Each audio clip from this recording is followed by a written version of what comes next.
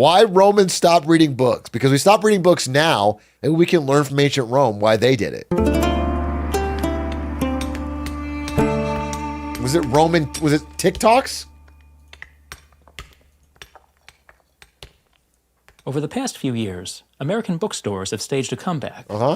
Creative marketing and the social media phenomenon of book talk are partly responsible. But in the end, the appeal of bookstores comes down to the simple pleasure of browsing shelves. And that was a pleasure the Romans knew very well. Okay. Across the empire, according to the usual estimate, only about By the 1 way, in 10 I Romans... mean, you know, it's just smut, right? That's the bounce back of books, is that they've found a way to make romance smut and then put it on TikTok. And now I mean, we're not like we're reading really much more. ...could read. The literacy rate was lowest in rural areas, among slaves, and for non-elite women. Freeborn urban men, by contrast, were reasonably likely to possess at least the basic literacy required to keep records and sign their names. They can at least chat, right? The Roman elite defined themselves by a sophisticated literary education and filled their cities with texts. Some were inscribed on the tombs that lined the highways, on the triumphal arches and statue bases of forums, on the notice boards that carried copies of the Acta Diurna, Rome's newspaper. Okay. The texts most important to the Roman elite, however, were in books. But why do they stop reading? From the reign of Augustus onward, the city of Rome boasted an impressive array of public libraries. Twitch chat.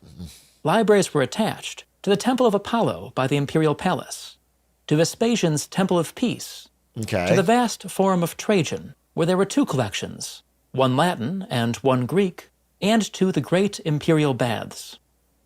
The private libraries of the aristocracy, arranged in dedicated rooms on shelves of rare wood, were almost equally extensive. The only example found intact, in the Villa of the Papyri at Herculaneum, was only about 10 feet square, with shelves along the walls and a double-sided case at the center. But even this modest room, almost certainly not. Imagine, this is quite a place to live. Is this a person's estate? This is nice. You got this fucking garden. You got the grounds. You got this is baller. What do you mean it's okay? A little smaller than my house, but it's okay, I guess. Average house in Clancyville? No. For the elite, maybe.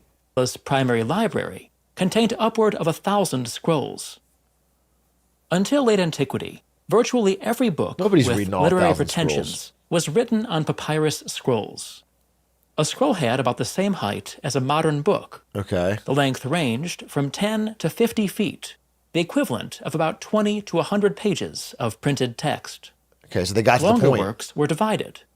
Each of the 142 books in Livy's Roman history, for example, originally occupied a single scroll.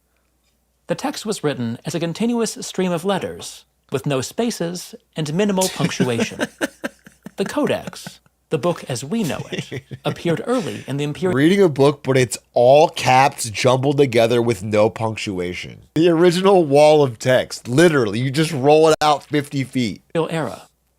Although it was initially used for works of practical reference. Imagine you show up to the rap battle with a 10-foot scroll and your opponent has a 50-foot scroll. That would suck. That's a good situation. Marshall, writing at the end of the 1st century, noted that Roman booksellers it's like Donald Trump tweets. Travel editions of Maybe his he's poems Roman. In book format.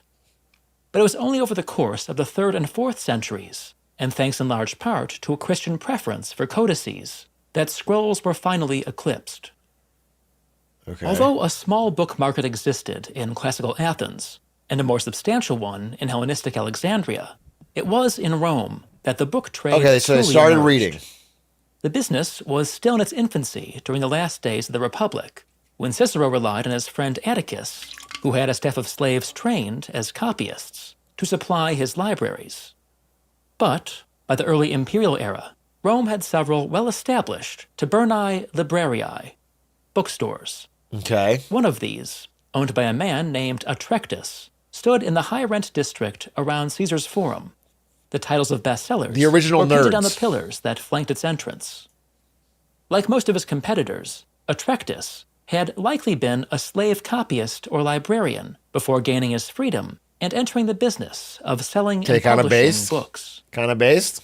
We'll explore how Roman books were published Wait, is there a after break? a few words about this video. Okay, give me... Publication in the Roman world was an informal process.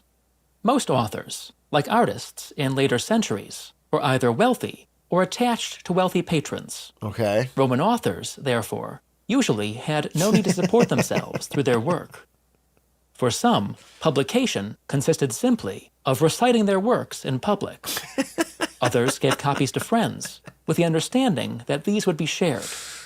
An extreme example of this strategy was So adopted. a rich person pays you to write a book, and then you publish it by standing in the town square and speaking it aloud? Then I'm a fucking writer. Okay? By a wealthy orator, The who first produced streamer? and distributed no fewer than 1,000 copies of a speech commemorating his son.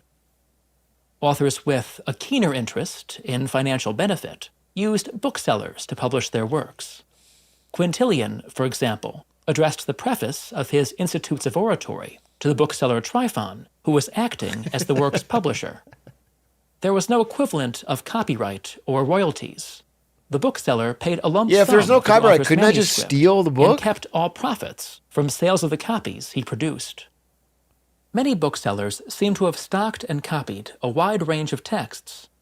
Alongside Quintilian's weighty treatise on rhetorical education, Tryphon also sold Martial's light-hearted epigrams. Okay. Some books were packaged for the luxury market.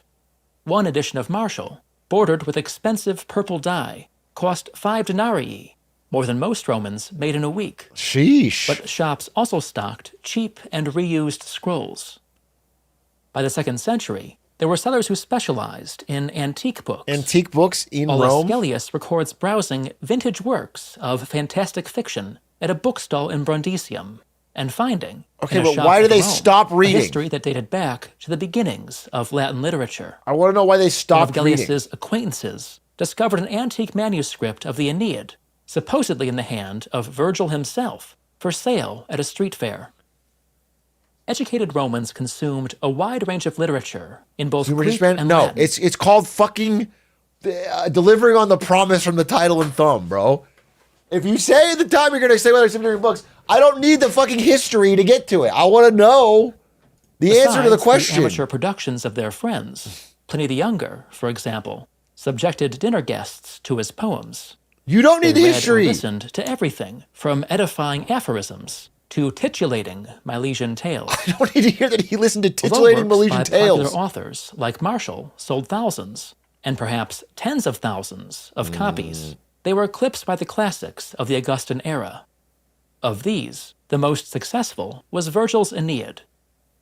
Like the Iliad in the Greek world and the Bible in early modern Europe, the Aeneid was the book from which children were taught to read, and the one book that any family with a library owned. It was probably the only Roman book that existed, like modern bestsellers, in hundreds of thousands. of Okay, so it's a very popular book. Great. During late antiquity, the Roman book trade declined. Here we go. With the educated elite that had supported it. The copying of secular texts slowed and finally ceased. The books in Roman libraries, public and private, crumbled on their shelves.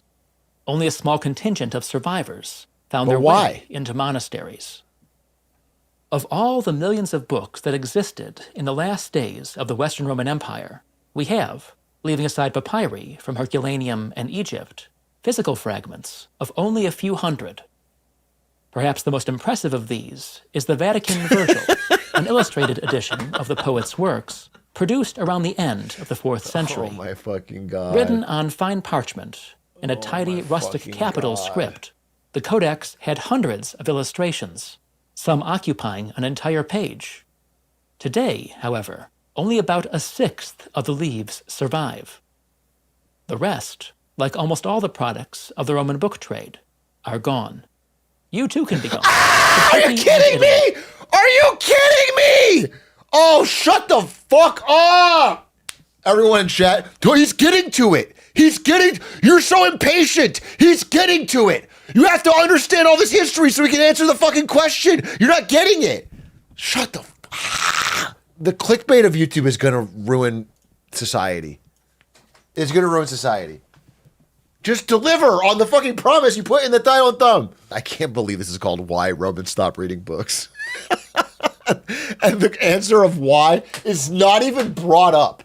Not even brought up. It's just at the very end they say, yeah, they stopped reading books.